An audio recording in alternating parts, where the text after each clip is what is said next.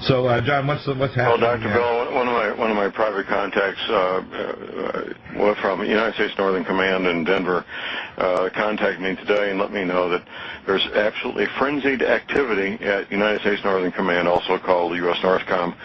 Unprecedented frenzied activity, and they're frantically also getting in as much extra food as they can into their headquarters, with no further explanation on that. The second thing is this Canary Island deal, another private source, and I sent you a sanitized version. I need to protect my source, but my private source, and of course the public information, is that this volcano on the Canary Islands is going to cut loose in a week or so. It won't be 2 or 3 weeks or months. It will be maybe 7 to 10 days is what we're probably looking at. And by the way, the Canary Island ones, the conventional media, BBC has done specials on this over the last 2 decades, and National Geographic. This is not like a fringe thing. People need to realize that 99% of what we report, what you report, is from the regular media, but you also have military and inside sources that correlate with that and extend beyond that, but it's right. Based on solid, hard science. And this means this thing is about to blow, and when it does, it runs the risk of generating enough steam vents behind this giant 400 cubic mile sized block of volcanic island and shoving it like a ship going in for, the christening with a big bottle of champagne. Unfortunately, it generates a wall of water at the site around 800 to 900 feet high, and when it hits North America, it can be 300 feet high, traveling at 600 miles an hour. So that's right. That's a jumbo jet heading toward you of water. When it hits the coast of the United States at 300, it's just not going to go in yards. It's going to go in tens of miles, probably as far in some places as 100 miles inland.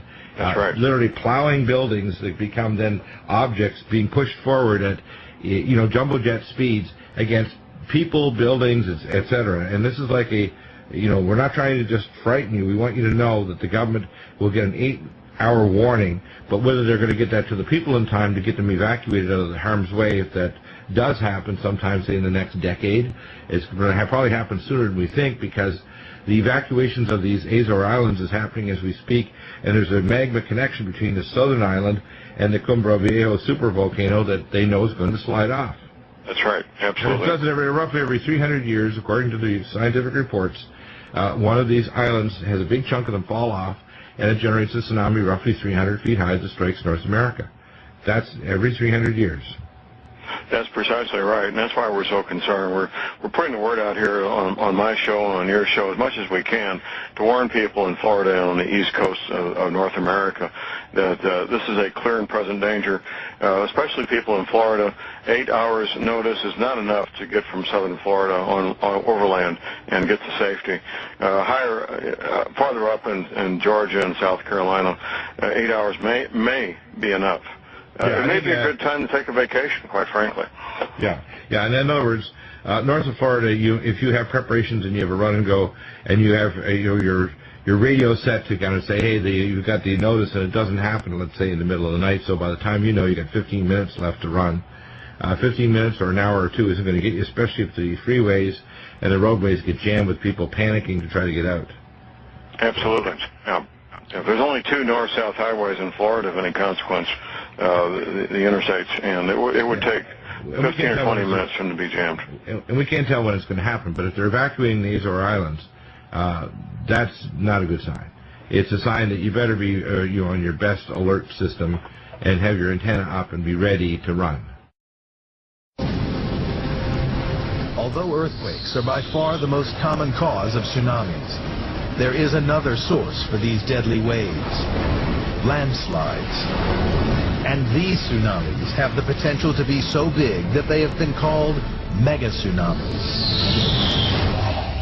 Scientists had long suspected that waves could be generated in this way, but conclusive photographic proof wasn't available until 1958.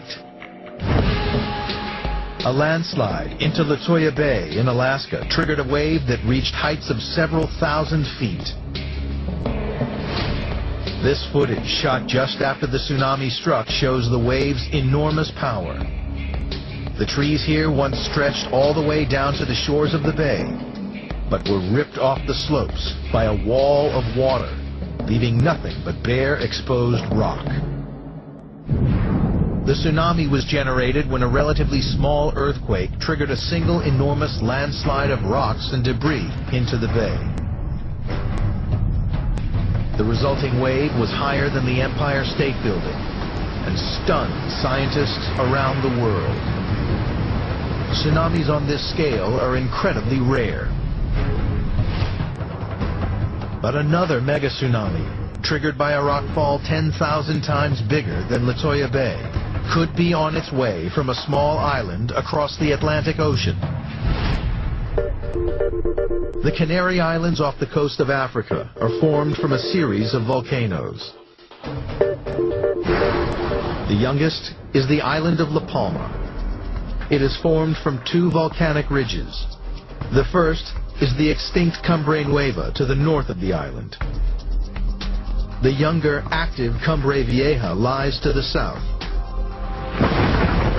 It erupted as recently as 1971. Geologist Dr. Simon Day's research was crucial in developing the La Palma megatsunami theory.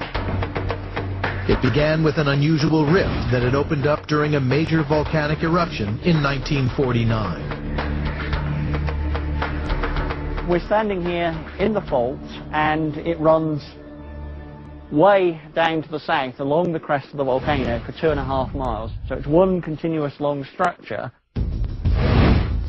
Day believes this fault is evidence of a geological time bomb, the beginning of a giant landslide.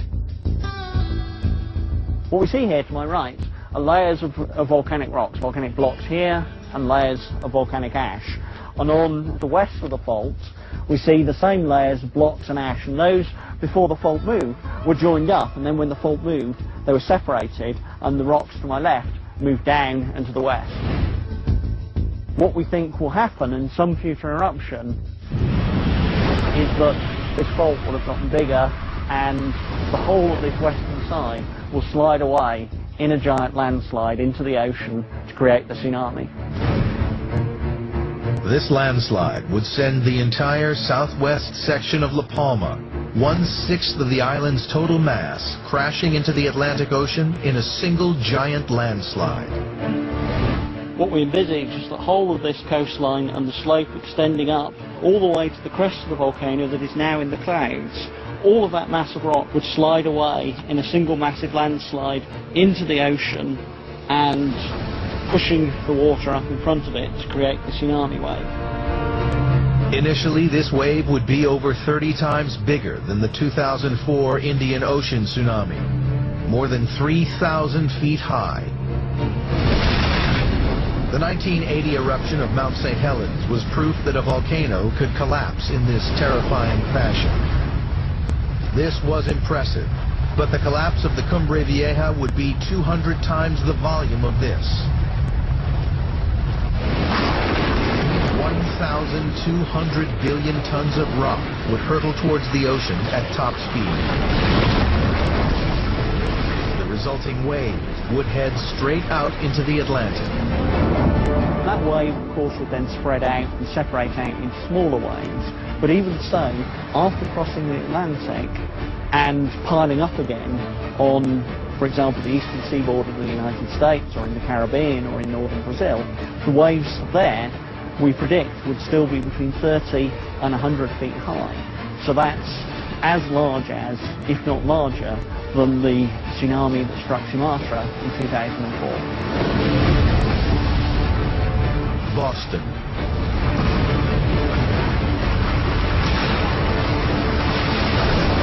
New York. And even Miami could all be under threat from the giant waves.